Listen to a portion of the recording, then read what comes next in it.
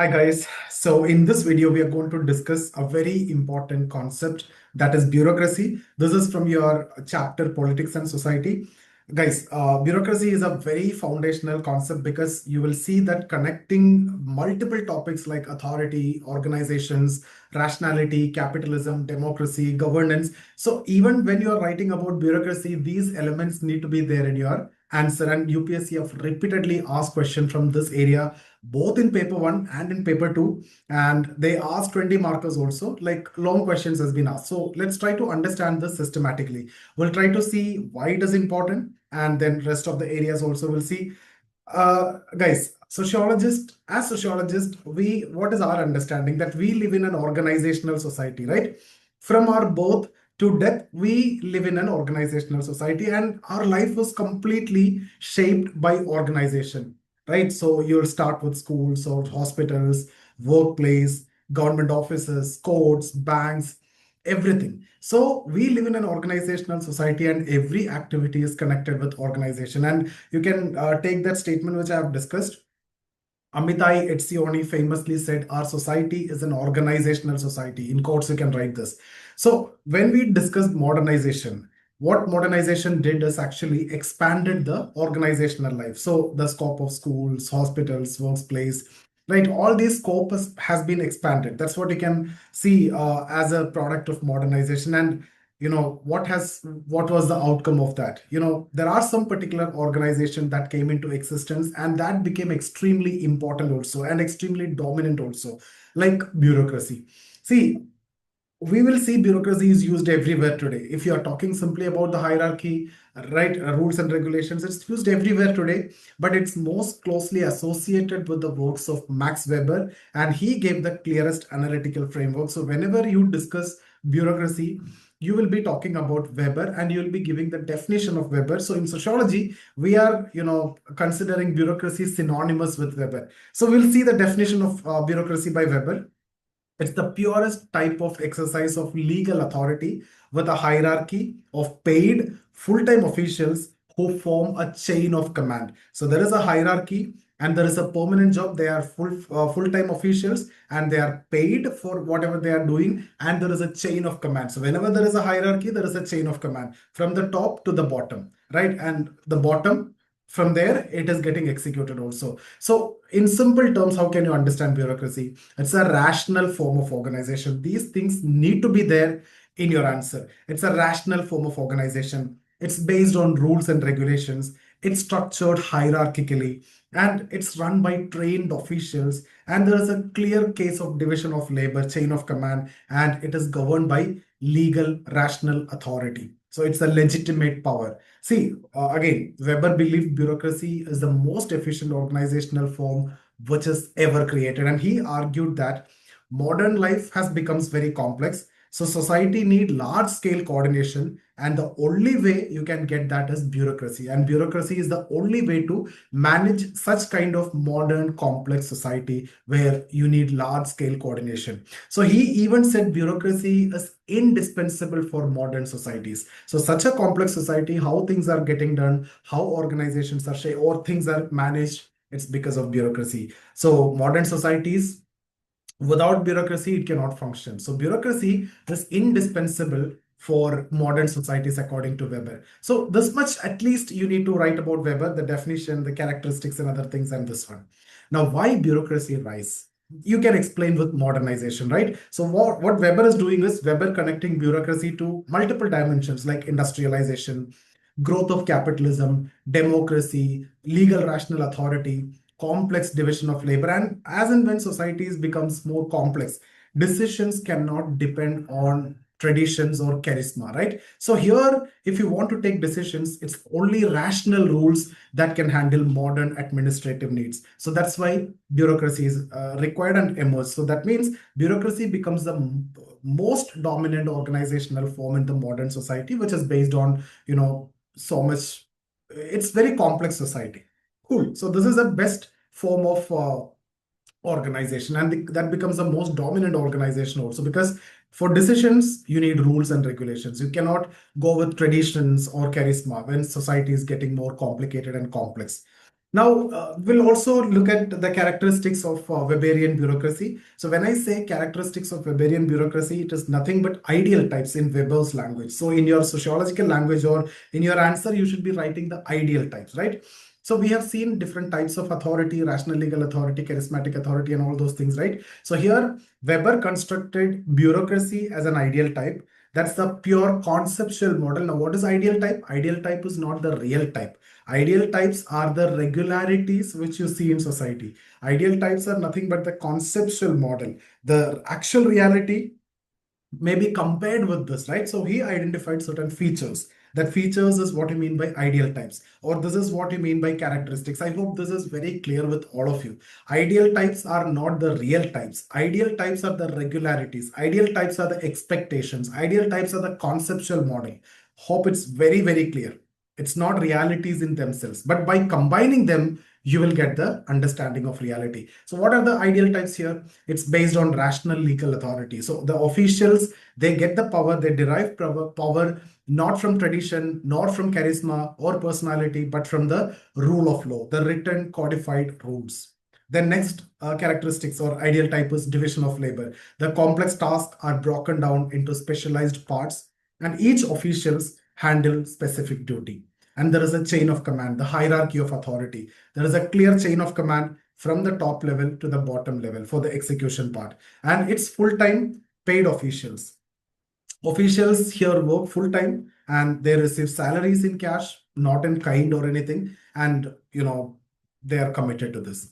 The most important one is impersonality. So officials are separated like from their personal and professional life. So they act without emotions or bias. So personal life is different, professional life is different. So impersonality, right? And then it has to be a merit-based selection. So here officials are chosen based on qualification because division of labor is there.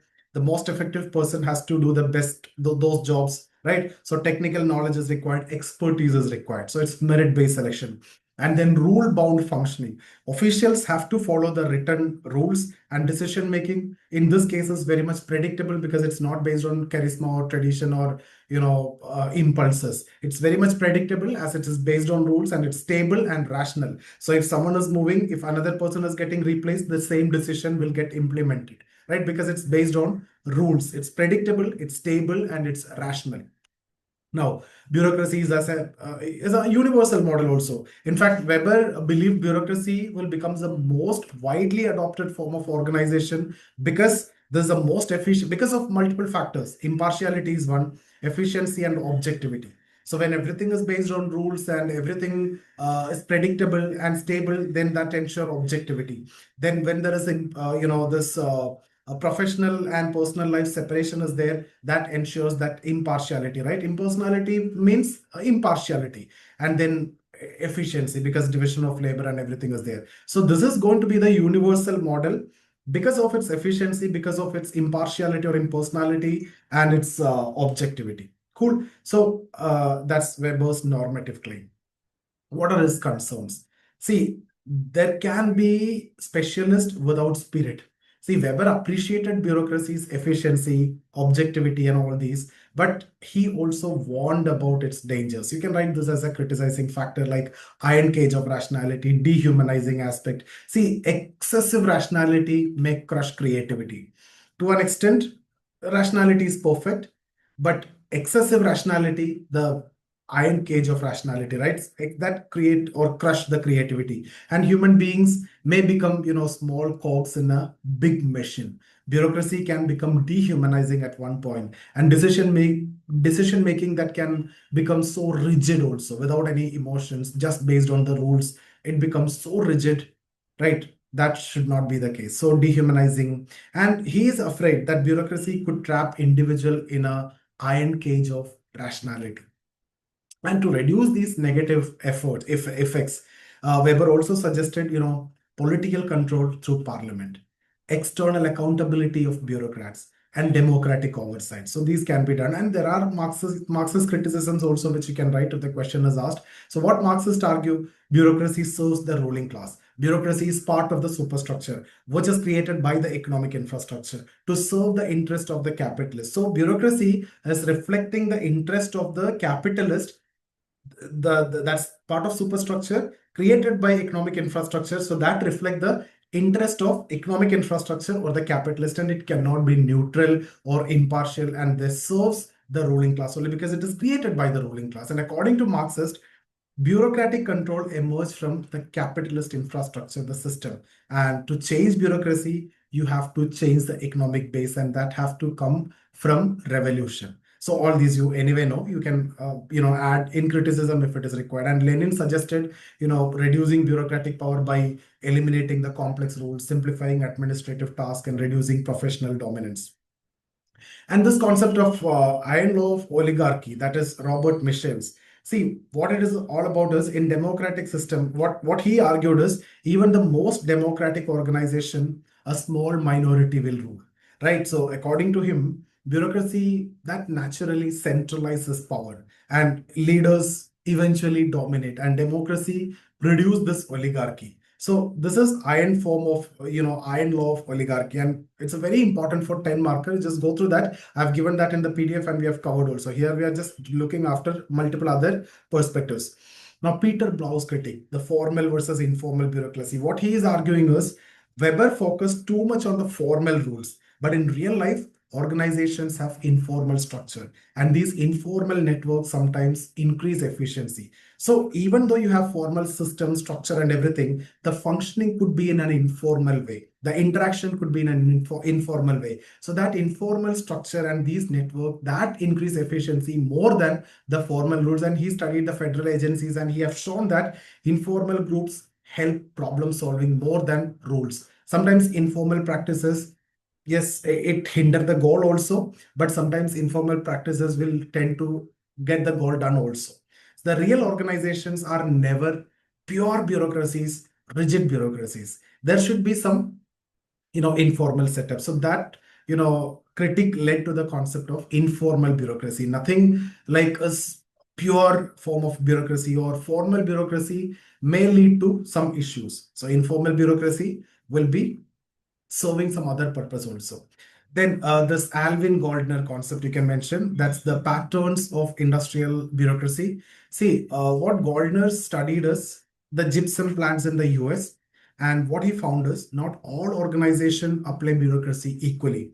Some are more rigid, and some they combine formal and informal practices. So when you combine informal practices, the sometimes the decision making involve not only the rules, some kind of emotions which is required will be there. So it cannot be too tight, too rigid, and at the same time, you see, some goals have been met also. So in the study of gypsum plant in USA, Alvin Gardner have come up with the idea that some of the organization they combine formal and informal practices.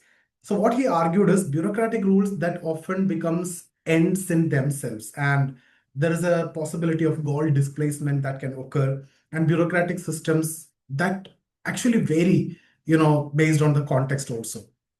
Now, see, I can give you a couple of points related to informal bureaucracy, though I have discussed that multiple cases, right? This Peter Blau's concept we discussed, and Alvin Gordon was also talking about that. So, see, this concept, informal bureaucracy, ultimately what it's talking about is it's a criticism to Weberian bureaucracy. Weberian bureaucracy is too formal and it's too ideal. Remember, it's an ideal typical concept. This is a not the reality. It's the regularities. It's the conceptual form. That's not the that's the expectation, but that's not the reality. So according to this perspective, this approach, if you get a question, informal bureaucracy separately, 10 marker you can get. So these are the key points. See, Weberian bureaucracy is too ideal, explain that. And the real organization, what they do, combine both formal and informal structure. Talk about Alvin Gardner, talk about Peter Blau. So your answer is, so you just need to mention three thinkers: Weber, Peter Blau, Alvin Gardner. If required, others also. And here you can mention all those, how things are getting done informally, informal structure, informal relation. Within formal, there can be informal. Informal relation may help or hinder efficiency, both possible. It can increase efficiency, it can hinder efficiency. Discuss both. It can help in achieving goal faster. It may deviate from the goal also. Some industries like electronics industries, they change too fast, right? So it's going to be tough for rigid bureaucracy when the changes are happening so fast. And Burns and Stoker, what they have shown is fast changing industries require flexible structure. This also you need to write, Burns and Stoker. And bureaucracy may slow innovation in this kind of fast changing industries like AI, electronics. In that, even if bureaucracy is there, that increase efficiency, but it has to be flexible. It cannot be, rigid. So bureaucracy may slow the innovation. Cool. Now, what are the contemporary ideas? There are some sociologists, they appreciate bureaucracy's role even now. Paul Duguay, he argued bureaucracy has a moral ethos of fairness that ensure fairness. And modern organizations rely on bureaucratic structure for mainly data management and that impartiality aspect. And electronic platforms have changed functioning, but bureaucracy is still relevant. Stuart Clegg and Martin Harris, they have shown that bureaucracy has adopted to modernity. So the changes are there, the speed in which our society is going or progressing, bureaucracy is also getting adopted to that. Now, guys, apart from this, some critical points that I need to mention, which I think I've missed in the PDF that I've given. It's like, see, UPSC allowing linking the topics. So they can ask you bureaucracy and new public management. Like earlier, they have asked new religious movement, new women movement. So if they're asking question like bureaucracy and new public management, get prepared for that. So new public management challenges Weber by promoting, efficiency, accountability, performance-based systems, market orientation, like that. And they can ask you bureaucracy in India. Paper 2 you can link here. So here you will be linking the colonial origins, role in development, right? And challenges like red tapism, corruption, political interferences, and also various reforms. You can mention that ARC recommendations, RTI, e-governance, like that. Another can be post-bureaucratic organization. So here you can talk about emergence of flat organizations, network-based structures, agile management, digital bureaucracy, gig economy, governance related, and then next dimension can be AI and bureaucracy in the present scenario. So here automation of administrative tasks, reduction of discretion in the scenario, and algorithmic decision making, algos everywhere. So these are the things that you need to understand with respect to this topic, a very potential, highly important topic. I repeat, Iron Cage of Rationality concept by Weber, Iron Law of Oligarchy by Michels, and Informal Bureaucracy, Peter Blow and Alvin Gouldner. Very important. It can be like, even the topic is bureaucracy, the 10 marker that you're going to get may be informal bureaucracy. And then Gouldner and Merton is talking about goal displacement. I've mentioned this in that theory of anomy by Merton, how the means are followed and goal is not achieved by a bureaucrat. Right? So goal displacement and rule orientation versus goal orientation, very important. You may follow the rule, but you may deviate from the goal. So sometimes informal, you may not follow the rule, but you get the goal done. And then bureaucracy and democracy, new public management, bureaucracy and capitalism. There you can talk about Marxian view, efficiency versus creativity debate. All these can be asked as 10 markers. So bureaucracy is both an engine of modern rationality, at the same time a potential source of domination. And Weber saw it as very much essential, it's efficient and rational for the modern society. But the critics, they see that it is rigid, hierarchical, and controlling. And they are mentioning about informal bureaucracy and the changes. So modern discussions, if you look at it, it's revolving around how much bureaucracy is necessary in the present context, how much flexibility is desirable, can it be flexible, can it be informal? So again, the challenge is balancing efficiency with humanity, rules with responsiveness, and structure with innovation is something which we need to have further discussion upon this, right? So that's about the session. And if you're looking for any mentorship or classes or test series on sociology, get in touch with us. See you there.